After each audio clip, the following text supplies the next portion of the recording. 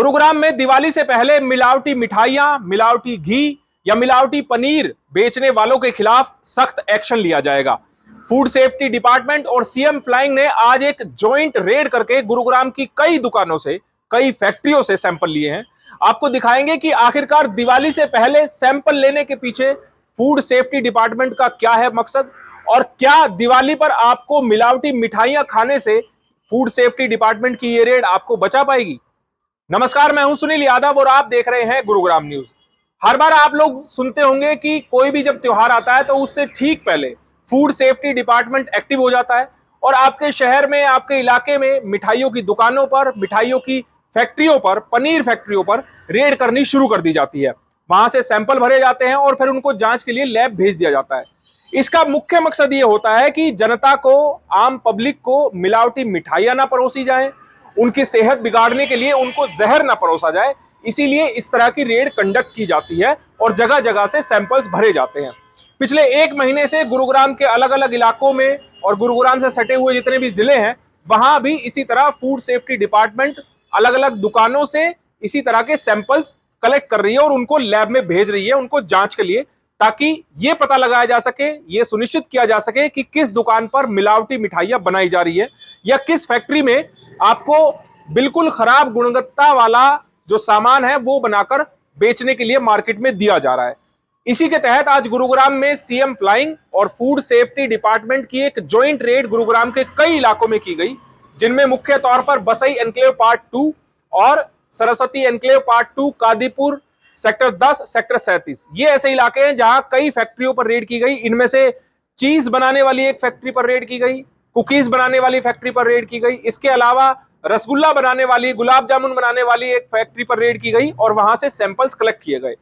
दरअसल आज सुबह 10 बजे से ही सीएम फ्लाइंग की टीम और इसके अलावा फूड सेफ्टी डिपार्टमेंट के फूड सेफ्टी ऑफिसर मिलकर ये जॉइंट ऑपरेशन इन्होंने चलाया और सबसे पहले चीज की फैक्ट्री पर रेड की गई।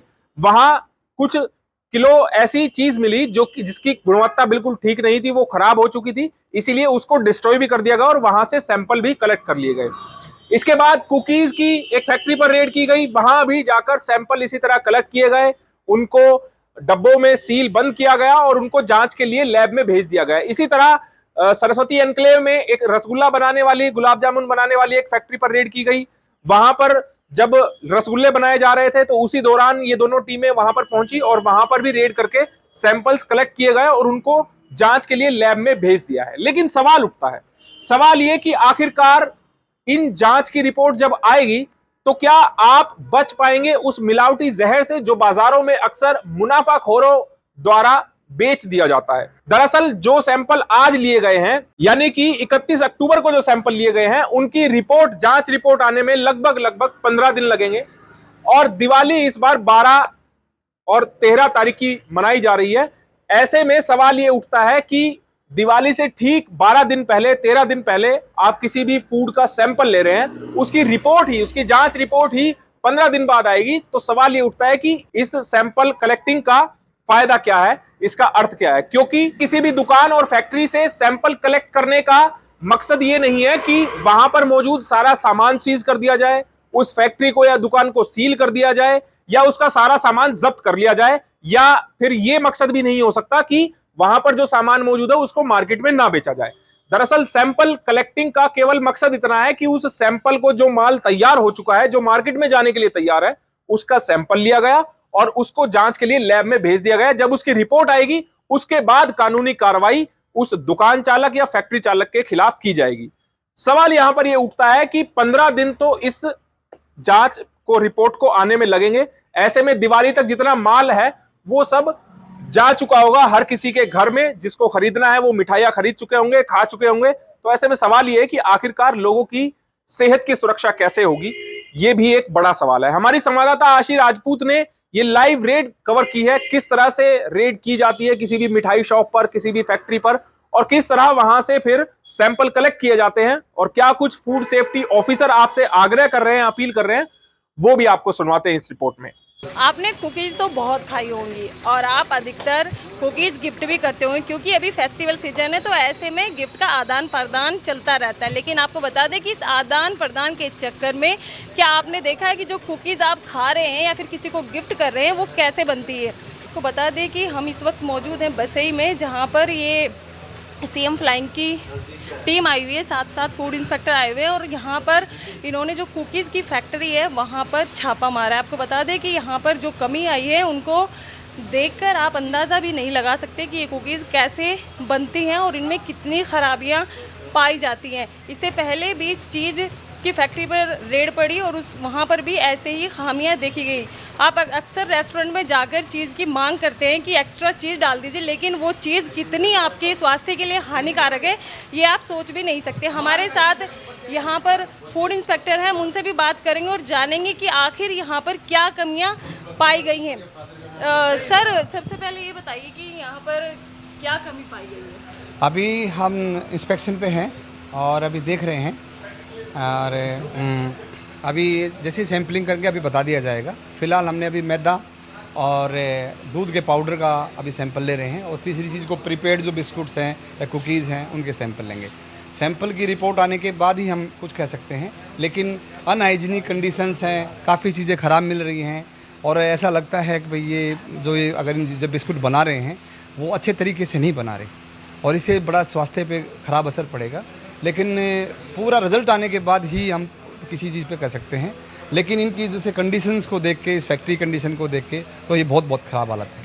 इससे पहले आपने चीज़ की फैक्ट्री पर भी छापा मारा, वहाँ पर क्या कमियाँ निकली? हमने सीएम फ्लाइंग के निर्देश पे हमने आज चीज़ की फैक्ट्री पे भी वो मारा। सबसे बड़ा उसके पास वैलिड लाइसेंस ही नहीं था और हमने मोज़रेला चीज़, स्लाइस चीज़ और सोया क्रीम के सैंपल लिए और काफ़ी चीज़ें ऐसी थी जो खुद मालिक ने माना भाई ये बिल्कुल ख़राब है।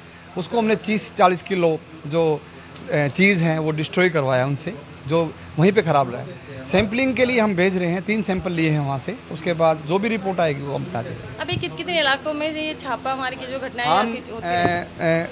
पिछले 1 महीने से अभियान चला हुआ है। मेरे पास नूह का भी चार्ज है, गुड़गांव का भी चार्ज है। कल हमने नूह में रेड किया और कंटिन्यूसली हम करते रहते हैं। अभी जैसे ही त्यौहार का सीज़न है, दिवाली से पहले हमने मिठाइयों पे, तेल मिल, दाल मिल, सभी जगह हम छापेमारी कर रहे हैं और सैम्पलिंग कर रहे हैं और कुछ चीज़ें जो ख़राब मिलती है उसको डिस्ट्रॉय भी करवा रहे हैं। और सभी गुड़गांव वासियों से चेतावनी, गुड़गांव के जो मिठाई विक्रेता, तेल विक्रेता, आटा विक्रेता, किराना विक्रेता से मेरा आग्रह है, ख़राब चीज़ें ना बेचें, मिलावटी सामान ना बेचें, नहीं तो विभाग अब की बार सतर्क है, अब की बार कड़ी कार्रवाई की जाएगी, जेल भी भेजा जाएगा। जैसे कि हमने यहाँ पर फूड इंस्पेक्टर से बात की तो इनका कहना है कि जहाँ जहाँ छापेमारी की जा रही है तो वहाँ पर जो चीज़ें बन रही हैं उनमें काफ़ी मिलावट और साथ ही साथ जो वस्तु हैं जैसे घी हो गया, मैदा हो गया या फिर जैसे चीज़ बनाई जा रही थी वहाँ पर दूध में हर तरह से मिलावट की जा रही थी। आप सामने देख सकते हैं कि यहाँ पर जो कुकीज़ है, आपने देखा होगा कि जो कुकीज़ है इसमें एक्स्ट्रा कॉफ़ी के फ्लेवर भी है और साथ ही साथ इसमें ड्राई फ्रूट भी डाले गए हैं। लेकिन क्या ये हमारे स्वास्थ्य के लिए सही है? आप तस्वीरें देखकर ही अंदाज़ा लगा सकते हैं कि यहाँ पर जो फूड बन रहा है वो हमारे स्वास्थ्य के लिए कितना हानिकारक हो सकता है। मेरे सहयोगी मोनू के साथ मैं आशी Rajput, Gurugram news. Food safety department द्वारा कलेक्ट किए गए इन सैंपल्स की जांच रिपोर्ट तो आने में 15 दिन लगेंगे, तब तक शायद दिवाली भी जा चुकी होगी।